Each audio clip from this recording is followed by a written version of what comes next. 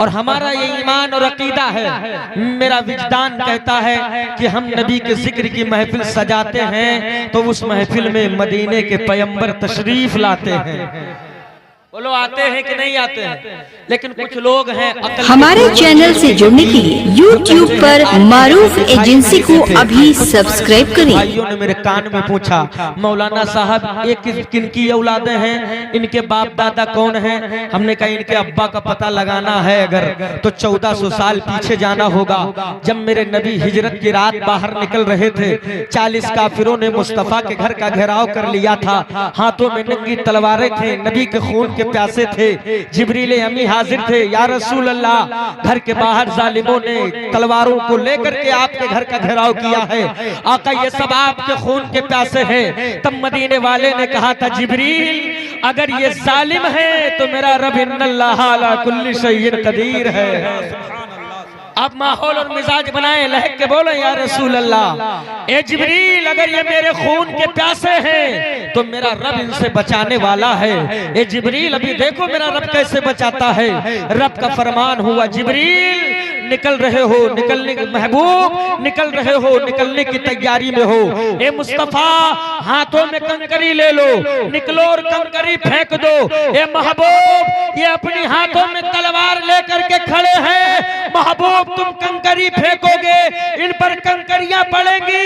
ए मुस्तफा मैं इनकी खुली आंखों पर ऐसा पर्दा डाल दूंगा, मैं इनकी खुली आंखों के दरमियान ऐसी दीवार खड़ी कर दूंगा कि ये मुस्तफा आप बीच से गुजर जाओगे, आप दरमियान से निकल जाओगे, मगर एक भी काफिर आपको नहीं देख पाएगा। अब जरा जुमले को देखिएगा, मुस्तफा निकले हैं, कंकरी फेंका है, आका बीच से जा रहे हैं, काफिरों की आंखें खुली है, मगर एक भी काफिर मेरे नबी को देख नहीं पा रहा है।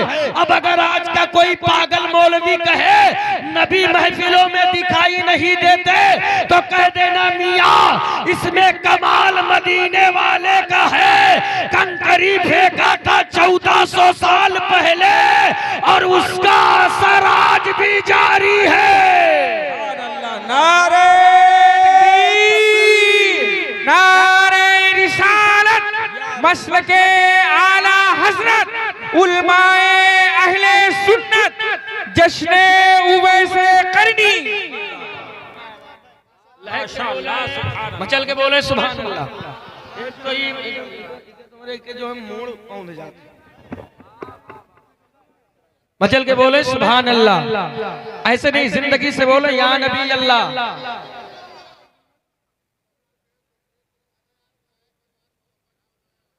अच्छा इनके सिस्टम में गड़बड़ी है, वरना आवाज कैसे समझ में ना आती।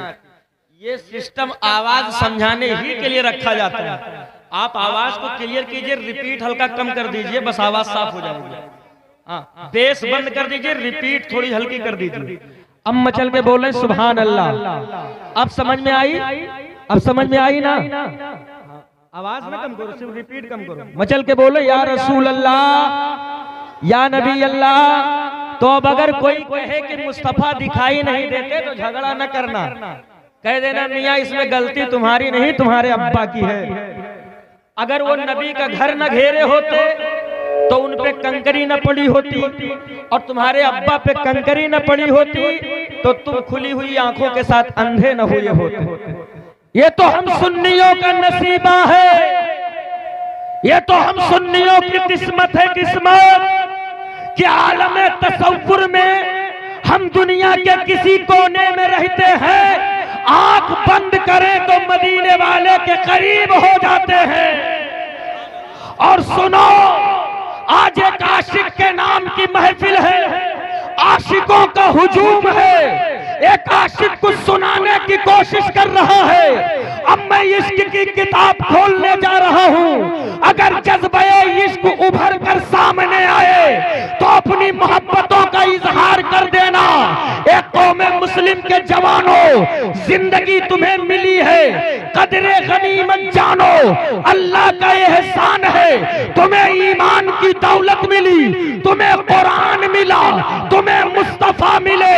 याद रखना, हर इंसान को एक दिन पलट कर यही चले आना है, मनो मिट्टी के नीचे दब जाना है। लेकिन इसके अंदर जाने के बाद में जो तारीकियों का सामना करना है, जिन मुश्किलों से लड़ना है, उन मुश्किलों से लड़ने के लिए आपने तैयारी क्या किया है, उनसे निपटने के लिए आपने इरादा क्या किया है, उसके एवज में तुमने कौन सा अमल किया है। हकीकत तो ये है, दुनिया कमाने के चक्कर में, हवेली बनाने के चक्कर में, मकान बनाने के चक्कर में, खेतों खलियान खरीदने के चक्कर में हराम को हराम न समझा, हलाल को हलाल न देखा, गरीबों का हक भी लूटा, यतीमों का हक भी खाया, कमजोरों का हक भी लूटा, चोरी चकारी सब तुमने किया है। दुनिया के तमाम हरामकारियां तूने की हैं, यहाँ के लिए तूने कुछ नहीं किया है।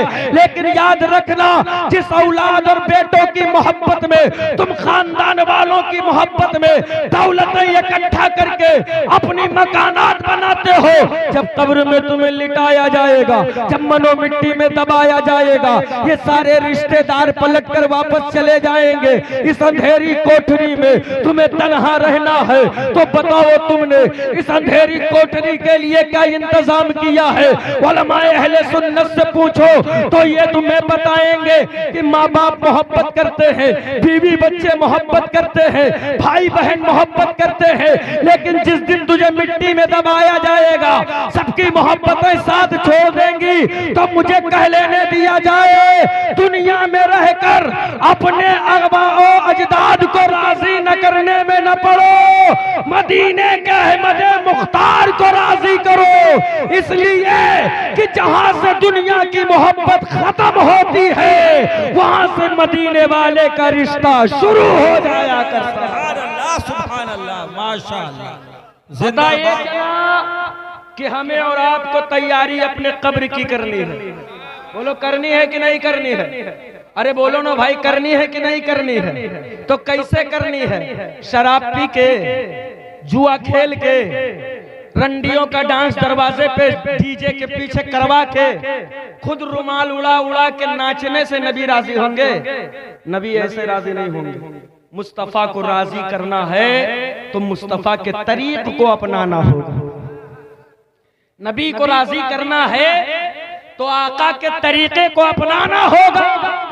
और जिस दिन तुम मुस्तफा के तरीके को अपना लोगे, मेरा ईमान है, फिर मदीने वाला भी राजी होगा, रब्बे काबा भी राजी होगा। फिर जब तुम कब्र में जाओगे ना, तो तुम्हें कोई दलील देने की जरूरत नहीं है। फरिश्ते तेरे चेहरे से कफन हटाकर ये कहते नजर आएंगे, सोने दो मदीने वाले का गुलाम आया है, सोने दो मदीने वाले का। आप भी बोल रहे एक मर्तबा मचल के सुभान अल्लाह। ऐसे नहीं हाथ उठा के बोले या रसूल अल्लाह, थोड़ा सा माहौल बनाए। आज जिस अब करी शख्सियत के याद में यह महफिल सजाई गई है, जिसे दुनिया हजरत उवैसे करनी के नाम से जानती पहचानती। कौन है उवैसे करनी? उवैसे करनी उस जात का नाम है जिसने अपने आप को मुस्तफा की मोहब्बत में फना कर दिया है, जिसने अपने आप को नबी की मोहब्बत में कुर्बान कर दिया। और सुनो, ऐसा वैसा कुर्बान नहीं, चेहरा नहीं देखा है, जुल्फें नहीं देखी है, पेशानी नहीं देखा है, महरे नुबूवत नहीं देखा है, जलवे रिसालत नहीं देखा है, सिर्फ सुना है, सिर्फ सुना है। मुस्तफा ने चांद के दो टुकड़े कर दिए हैं। बोलो लहक के। नबी ने डूबे हुए सूरज को पलटा दिया है। मुस्तफा ने उंगली के घाइयों से चश्मे रहमत जारी कर दिया है। वो जो आमना का लाल आया है, झूले में लेट कर चांद को खिलौना बनाकर खेलने पे मजबूर कर दिया है। वो जो आमना की गोद में उतरा है, अबू जहल की मुट्ठी में बंद कंकरी को कलमा पढ़ने पर मजबूर कर दिया है। जब मुस्तफा की रिसालत की तहकीक कुएं से करनी तक पहुंची, तो तो वैसे करनी के ज़बाने हाल से बरजस्ता ये जुमला निकल पड़ा, या रसूल अल्लाह अशहदु अल्ला इलाहा इल्लल्लाह व अशहदु अन्ना मुहम्मदुर रसूलुल्लाह। नबी का कलमा पढ़ने लगे हैं, आका से इश्क करने लगे हैं, दीवानगी का दम भरने लगे हैं। करन वाले समझते हैं ये तो पागल हो गया है, ये तो मजनू हो गया है, ये तो दीवाना हो गया है। दुनिया वाले वो ऐसे करनी पर पागल समझकर पत्थर मारते नजर आ रहे हैं। वो ऐसे करनी कहते हैं ये जमाने वालों मुझे पत्थर मारने का शौक है, शौक से मारो, लेकिन ज्यादा बड़े बड़े पत्थर न मारो, मुझे थोड़ा छोटे छोटे पत्थर मारा करो। सबने हंस करके मजाक उड़ाया। ये उवैस तो मुस्तफा के इश्क का दम भरता है, कहता है मैं नबी का दीवाना हूँ, और पत्थर के दर्द से जब तकलीफ होने लगी तो अपने आप को बचाने के रास्ते तलाश करने लगा। उवैस करनी कहते हैं ये दुनिया वालों तुम समझते हो मैं इस पत्थर की चोट से बचने का रास्ता ढूंढ रहा हूँ, हरगिज नहीं, बल्कि जब तुम बड़े पत्थर मारते हो तो मैं मुस्तफा की याद से एक लम्हे के लिए गाफिल हो जाता हूँ। उवैस अपनी जान तो दे सकता है, लेकिन मुस्तफा दाने रहमत के याद से दूर नहीं रह सकता। सुभान अल्लाह। नारे तकबीर, नारे रिसाला, जश्न हजरत अवैस करनी। सुभान अल्लाह। लहक के बोलो, हाथों को उठा के बोलो। आज सुनिए, हजरत उवैस करनी के जश्न में आए हो, बहुत अहम और बहुत जरूरी है कि पैगाम इन तक पहुंचाना। अगर आप हजरात इजाजत दे दें तो मैं पहुंचा दूं। वाकया तो बहुत तवील है, 2 घंटा बोलूंगा तब खत्म होगा, लेकिन उनसे हमें दर्स क्या मिल रहा है ये सुन ले। मेरे पास सिर्फ 10 मिनट है, हाँ सिर्फ मेरे पास 10 मिनट है, आपके पास माशाल्लाह पूरी रात है। अभी और हजरत लोग आ रहे हैं, उनसे समाप्त कीजिएगा। मचल के बोले या रसूल अल्लाह। हजरत उवैस करनी मुस्तफा को देखने के लिए, नबी के दीदार के लिए पूरी जिंदगी बेकरार रहा, पूरी जिंदगी, मगर दीदार न कर सके। क्यों नहीं कर सके? उसकी वजह क्या है? उसकी वजह क्या है?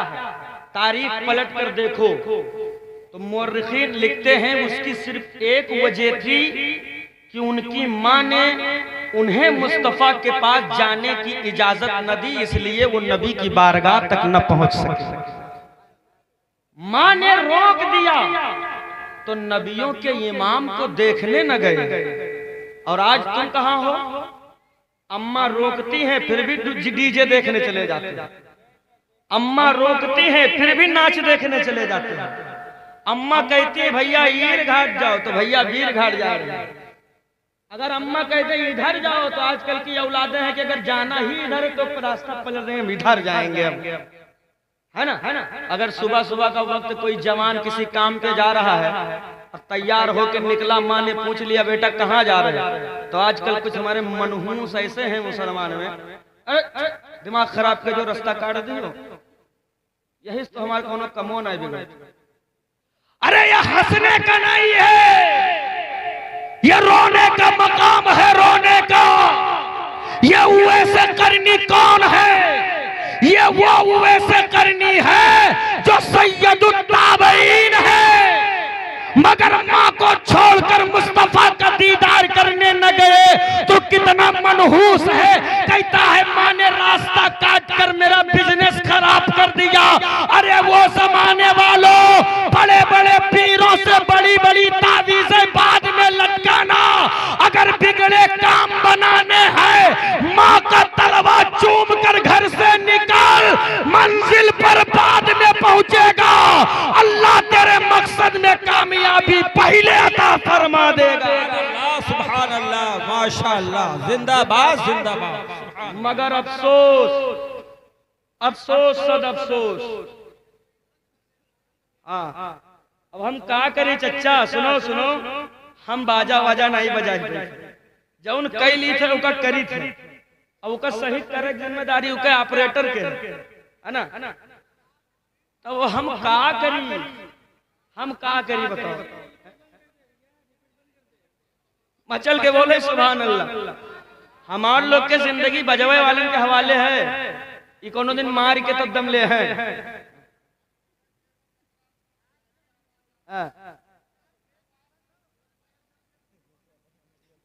अच्छा थोड़ा सा रिपीट कम करते भैया, जानते होंगे तो ही छेड़ना, वरना पता चले कि ये भी खराब हो जाए। मचल के बोले या रसूल अल्लाह, ऐसे नहीं जिंदगी से बोले या नबी अल्लाह, सुभान अल्लाह।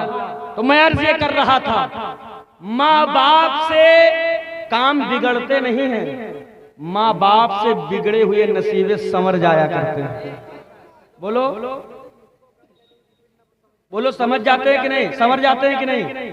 माहौल से बिल्कुल इंतशार का है। ये मेरा मिजाज नहीं गुफ्तगू करने का, बहुत सन्नाटे में गुफ्तगू करने का आदी हूँ। बैरे कर जल्दी जल्दी सुन लीजिए, लहक के बोले या रसूल अल्लाह। दूर से बोले, कोशिश कर रहे हैं आप तक कुछ बातें पहुंचे। माँ बाप से नसीबे बिगाड़े नहीं जाते, संवारे जाते हैं। वैसे करनी ने माँ को छोड़कर मुस्तफा का दीदार न किया। आलम तसव्वुर में आओ, हम सब उठ करके चलें और खड़े हो जाएं दस्त बस्ता हजरत उवैस करनी के तुरबते अतहर पर और कहें ये उवैस करनी, आपकी माँ मेरे मुस्तफा से अफजल नहीं हो सकती। आपके माँ का मकाम आमना के लाल के मकाम के बराबर नहीं हो सकता। आपके माँ की सूरत मेरे नबी के सूरत के जैसे नहीं हो सकती। आपके माँ का तकद्दुस मेरे नबी के तकद्दुस के बराबर नहीं हो सकता। जब जिंदगी भर मुस्तफा के इश्क में तड़पते रहे तो आखिर माँ को छोड़कर मुस्तफा का दीदार क्यों न कर लिया। तो तुरबते हुए से करनी से जवाब मिला, नादान तू सिर्फ ये देख रहा है कि माँ अफजल है या मुस्तफा, और मैं ये देख रहा हूँ कि माँ को छोड़कर अगर मुस्तफा को देखने जाता हूँ तो ये मोहब्बत का तकाजा नहीं है, इसलिए कि माँओं के कदमों के नीचे जन्नत जिसने रखी है वो कोई और नहीं, आमना के लाल है।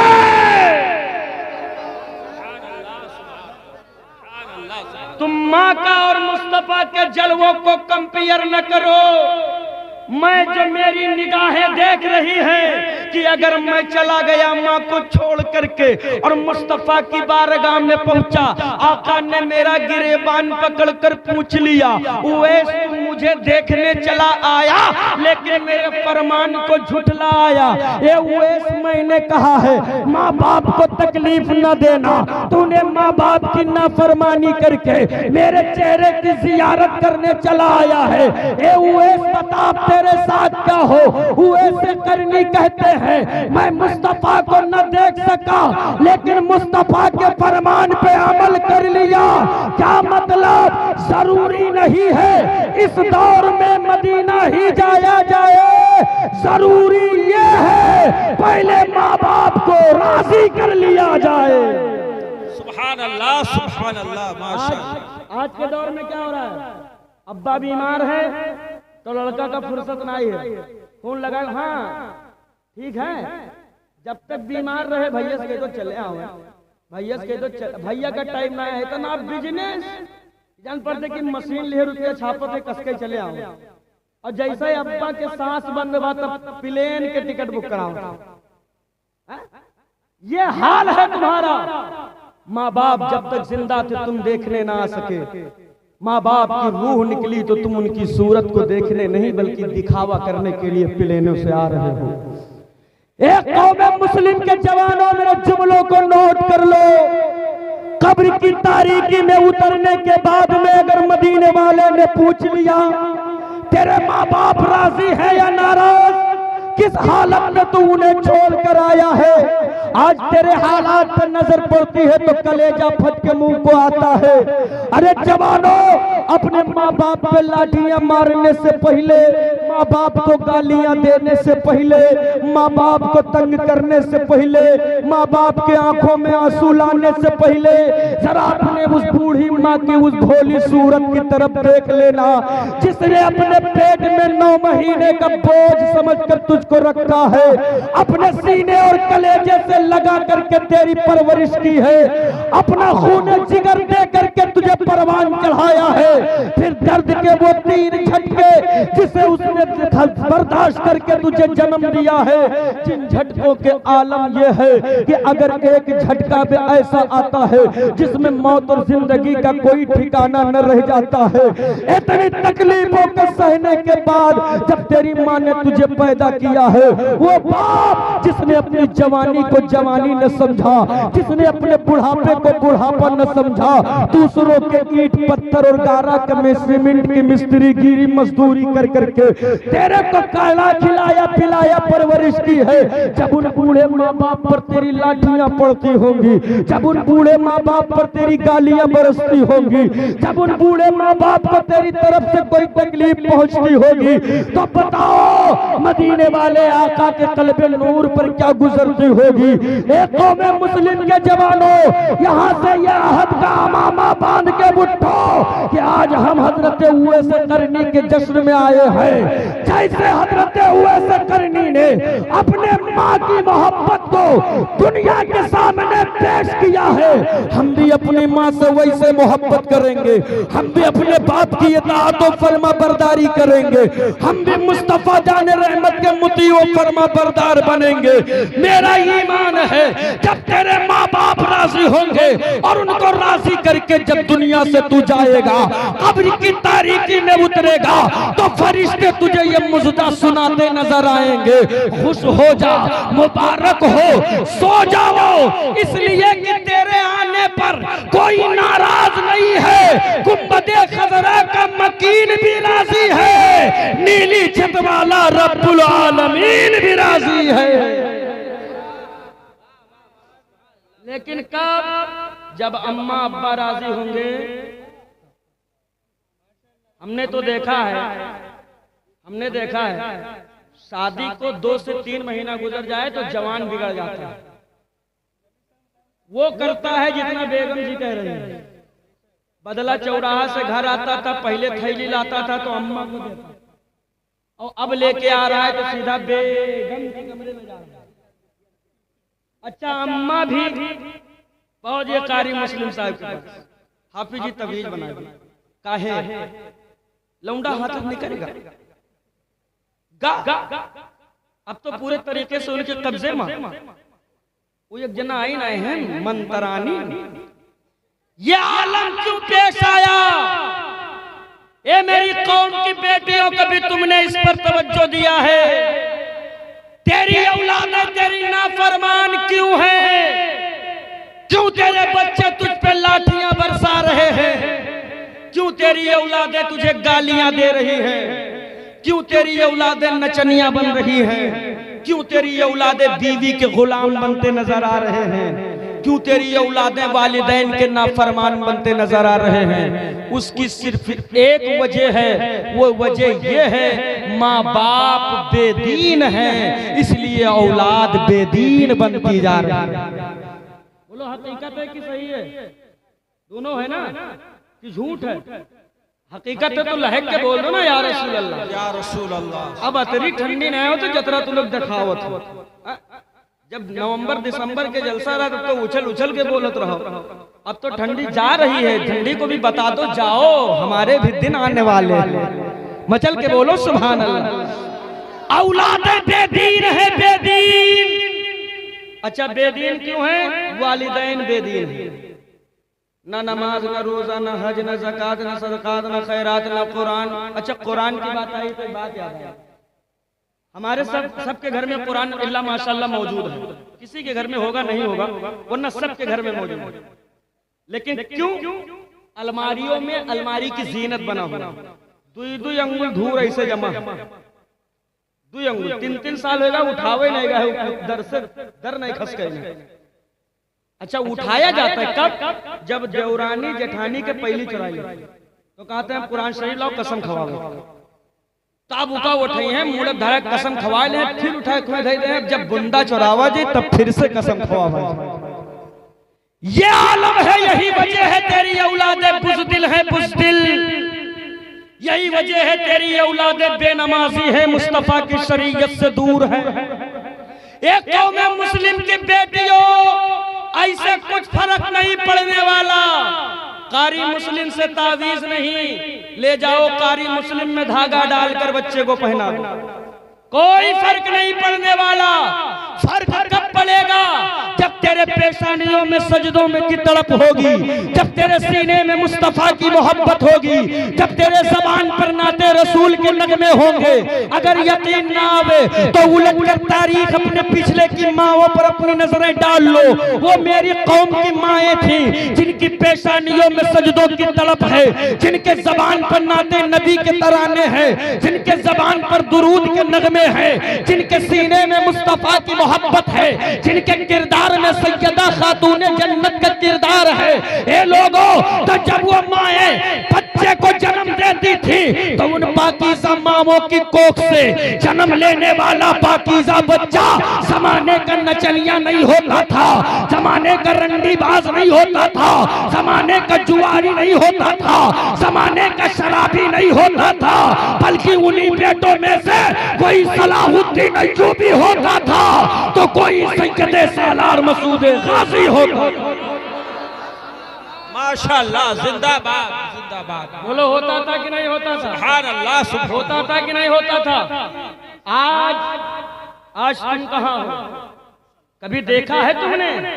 ये लोगों, मदीने वाले ने बड़ा एहसान किया है तुम पर, और ये वैसे करनी जिनकी मोहब्बत में आज आप यहाँ बैठे हो, इनको इतनी अजमत मिल गई माँ बाप की खिदमत के बदौलत कि वो सहाबी जो अशरे मुबशरा में से हैं, जिन्हें दुनिया हजरत अली कहती है। कौन सहाबी? हजरत अली। अमा वो सहाबी जो खुलफाए राशिदीन में शामिल है, जो नबी के दामाद भी हैं, मुस्तफा के भाई भी हैं, और ऐसे वैसे भाई नहीं कि फलाने तुम हमारे भाई हो, ऐसे भाई नहीं, बल्कि मस्जिद नबवी के सहन में सहाबा के सामने मदीने वाले ने कहा, अली ये सब आपस में दुनिया में भाई हैं, अली तुम मेरे दुनिया में भी भाई हो और आखिरत में भी मेरे भाई हो। अल्लाह अल्लाह, सुभान अल्लाह, सुभान अल्लाह। आप देख रहे थे अल्लामा कारी मोहम्मद रेहान रजा साहब क़िबला कादरी, रज़्ज़ाक़ी, इस्माइली तशरीफ रखते हैं। इनकी मोहब्बतों के साहिबान में 5 मिनट की गुफ्तगू और समाप्त करें, वरना ये पूरा साल पछताएंगे कि मैं मौलाना आजम की तकरीर नहीं सुन पाया, है ना। मैं इनके पछतावे को दूर करने के लिए 5 मिनट और बोल रहा हूँ। मचल के बोले सुभान अल्लाह। हाँ, ऐसे नहीं लहक के बोलो या रसूल अल्लाह। ये मेरे बड़े भाई बड़ी मोहब्बतें पेश करते हैं। हो सकता है मुझसे नाराज होंगे, लेकिन मैं माफी मांगने में बहुत एक्सपर्ट हूँ। मांग कर इंशाल्लाह राजी कर लूंगा। कुछ बातें हैं, मेरे आपसी मसले हैं, लहक के बोले या रसूल अल्लाह। ऐसे नहीं, थोड़ी जिंदगी पेश करो यार, मचल के बोल दो सुभान अल्लाह। सुभान अल्लाह, सुभान। वो अली जो दामादे पैगंबर है, वो अली जो मुस्तफा जहरा के शौहर है, वो अली जो हसनैन के बाबा है, वो अली जो खुलफाए राशिदीन है, वो अली जो अशरे मुबशरा में भी शामिल है, वो अली इतना बड़ा मकाम का हामिल। लेकिन मुस्तफा कहते हैं अली मेरा एक दीवाना करन में रहता है। अरे बोलो ना, लहक के बोलो ना। अच्छा, ये किस बुनियाद पर मिला है? सिर्फ माँ की खिदमत करने का सिला मिला, माँ की खिदमत करने का सिला मिला। मेरा एक दीवाना करन में है, अली जाना ये मेरा जुब्बा है, दे देना और कहना तुम मुस्तफा की उम्मत की मगफिरत के लिए दुआ कर दो। अल्लाह, सुभान अल्लाह। यह छोटी बात नहीं है, यह बहुत बड़ी बात है। सहाबा में अजिल्ले सहाबा मौजूद, अशरे मुबशरा मौजूद, जन्नत का टिकट लेकर के सहाबा मौजूद, नबी के तमाम खुलफा में शामिल होने वाले सहाबी मौजूद, लेकिन नबी ने ये नहीं कहा ये मेरा पीरहन किसी सहाबी को दे देना, बल्कि कहा ये मेरा जुब्बा मेरे आशिक उवैसे करनी को दे देना। क्या मतलब? जिसकी मां राजी है उससे मदीने वाले मुस्तफा राजी है।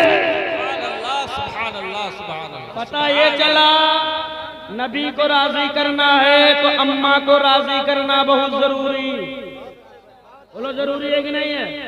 अम्मा को राजी करना जरूरी है कि नहीं है? ओ बीवी की मोहब्बत में, ओ बीवी के इश्क में पागलों दीवानों, आजम खान नूरी एक जुमला देकर अपनी जगह ले रहा है। मैं ये नहीं कहता तू अपने बीवी से मोहब्बत न कर, हक है, करना पड़ेगा, नहीं करोगे तो उसके लिए भी ठुकाई होगी, उनका भी हक है। लेकिन याद रखना ये जो तेरी बीवी है ना, बीवी, इसने कब तुझसे मोहब्बत किया है?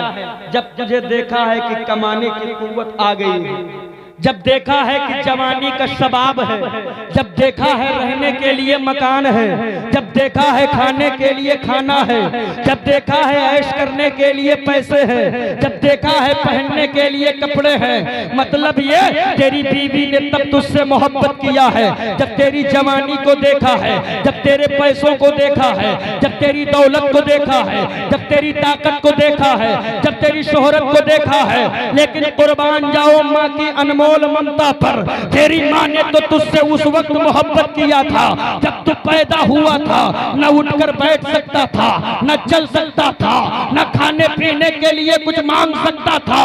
लेकिन कुर्बान जाओ उस माँ के फिक्र पर कि बेटा रोता था तो रोने की आवाज से माँ पहचान लेती थी कि मेरा लाल भूख से परेशान है या पेशाब से परेशान है। एक माँ बच्चे के रोने से पहचान लेती है बच्चा रो क्यों रहा है, रो क्यों रहा है। ये है माँ की ममता और ये है बीवी की मोहब्बत। तेरी बीवी ने घर बार छोड़ा, रिश्तेदार छोड़े, माँ बाप छोड़े, भाई बहन छोड़े, सहेली छोड़ी, वतन छोड़ा, उनसे भी मोहब्बत करना बड़ा जरूरी है, उनके भी हक को अदा करना बहुत जरूरी है। लेकिन याद रखना जन्नत बीवी के कदम के नीचे नहीं है, जन्नत अम्मा के कदम के नीचे। बोलो है कि नहीं है? तो बीवी को राजी करो, उससे पहले अम्मा को राजी कर लो। जब जन्नत ही नहीं मिलेगी तो बीवी को ले जाकर रखोगे कहाँ? भाई जन्नत ही में जाओगे तो बीवी भी साथ जाएगी, और जब जन्नत ही रहे तो मेहरबान का समझे चाहिए कि लाओ अपने आदमी के अम्मा का राजी करवा ली ताकि जन्नत में हिस्सा हमरो लग जाए। लेकिन आजकल के मेहरबान तो कहा सुना है, कहते हैं भैया सास चाहे जत्ती सीधी रहे लेकिन हंसियक बाल भर टेढ़ी जरूर, चाहे जत्ती सीधी रहे।